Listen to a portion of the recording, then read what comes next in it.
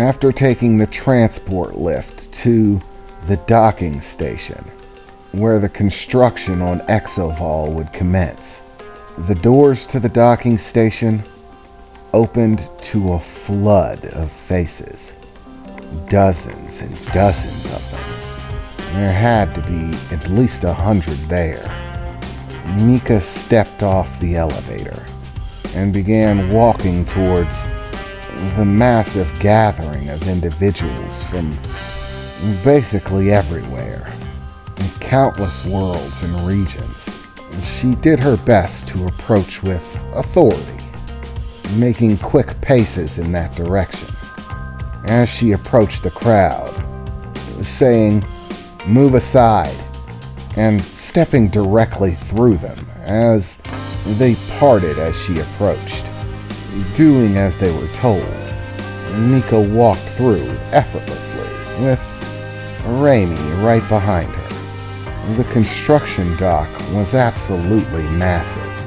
It had to be to fit a starship inside of it. You could see countless hundreds of feet out, an expanse that seemed to stretch on forever in terms of the size of a regular person. The sides lined with scaffolding of all different types, stairs leading up and down on different levels, shuttle pads for the landing of shuttles that would transport equipment.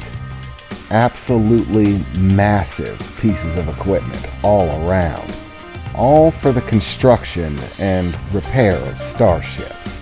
Massive mechanical arms hung from the ceiling, which were used to help the construction process. And beyond the railing that Mika now approached, looking over to a sheer drop hundreds of feet down. In the distance, what seemed like miles away, was the exit to the dock. A set of massive steel doors, sealed tight. Mika tried to remain calm, look strong, as she took a calming breath, closing her eyes and thinking for just a moment about her life before this moment, everything that led up to it, about how now she was in the position to be a leader, hiring on a crew of her own, and setting sail into the stars. This was her first appearance as captain of the exovol. More than anything, she wanted to establish that she needed to be respected, that she was a captain. As she opened her eyes, as they were closed to focus, she turned around, her hands behind her back, staring out at the crowd of faces gazing at her.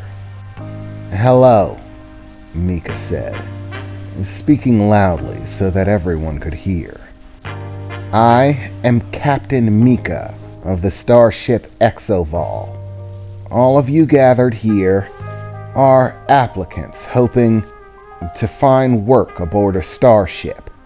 Well, you're in luck.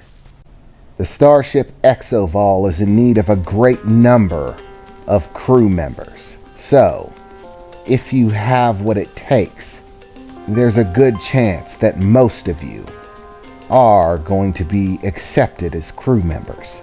But that only comes into effect if you're willing to accept the risks," Mika said, staring seriously out at all of the intent faces focused on her. "The starship Exovol is not a research vessel. We are not merely transportation for materials or goods, and we are not a flight of fancy vessel. For any of you who are hoping for a cushy job with regular visitations back home, well, you can kiss that ambition goodbye. If you are hoping to be able to return home once a month, you might as well just leave now. The starship Exovol is essentially going to be a permanent home. I'm not looking for temporary crew members who come and go as they please. You're not going to get vacation time to come back home whenever you want. Any vacation time you get will come in the form of places that we happen to stop by, visit the world, meet the locals, that sort of thing. But, truth be told, it's possible that the moment that we leave this place, that you'll never come back, that this will be the last time you'll see this world, because there's no telling where we're going to end up going. We are not bound to any world or any military. We serve no army. We have no employer. We are, in essence, a freelance mercenary ship. We do what jobs I say we do, when I say we do them. Which means it's definitely not always going to be safe. There will be conflict. There will be fights. There will be risk to your lives beyond just transporting simple merchandise. You may even be called on to perform bounty missions, hunting down rogue ships, pirates, and alike, contracted to help defend spaces from assault forces. There's really no telling. But for anyone looking for a view into the future, the starship Exovol has already taken on a mission here. I cannot give you the details of the mission, other than to tell you that it is an exceptionally dangerous one, highly likely to end in conflict. There will be countless dangers for anyone who decides to become a crew member of the Exovol. However, in exchange for that danger and those risks, I offer you a chance. How many times have you looked out at the stars, seen them in the distance, and wished that you could go there yourself? How many times have you thought about the countless worlds and cultures that you never get to see? How many times have you questioned how the universe really works, wanted to find out but didn't know how, and had no resources to do so? How many of you wanted to go on an adventure, to leave your mark on this universe, see things that few rarely see, go places that few rarely go, and fight for things, even if no one else will choose to do so? On board Exovol, these kinds of dreams can become a reality if you are willing to bear the risks to receive the rewards. Now, for anyone who is not prepared to do that, I offer you this one chance to walk away, to exit through that door behind you, and I will not judge you for doing so.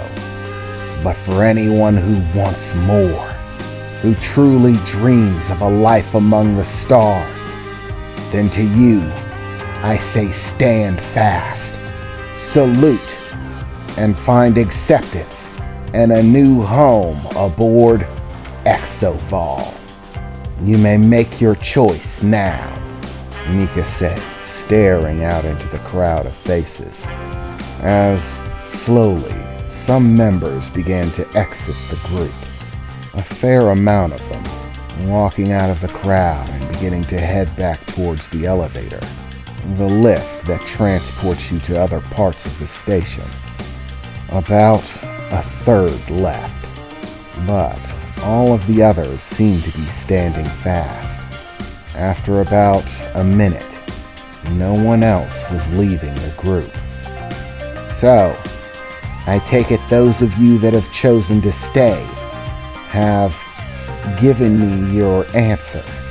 If that be the case, then allow me to welcome you, Mika said, as the massive steel doors of the construction dock opened wide behind her. A field of energy, the only thing keeping the air in and the space out. As a large ship, the exovol, crossed through the field into the bay. The hum of the engines and the thrusters that kept it aloft, filling the space with noise and sound that echoed from everywhere. Flows of air kicking up from all around and rustling the clothes of everyone who stood there. Mika's hair whipping in the breeze of it as the control arms locked exovol into position. Congratulations and welcome, my new crew members. You are now officially crew members of the starship Exovol, Mika said as she began to smile brightly at them. I hope you all put your big boy pants on, because this is gonna be a wild ride.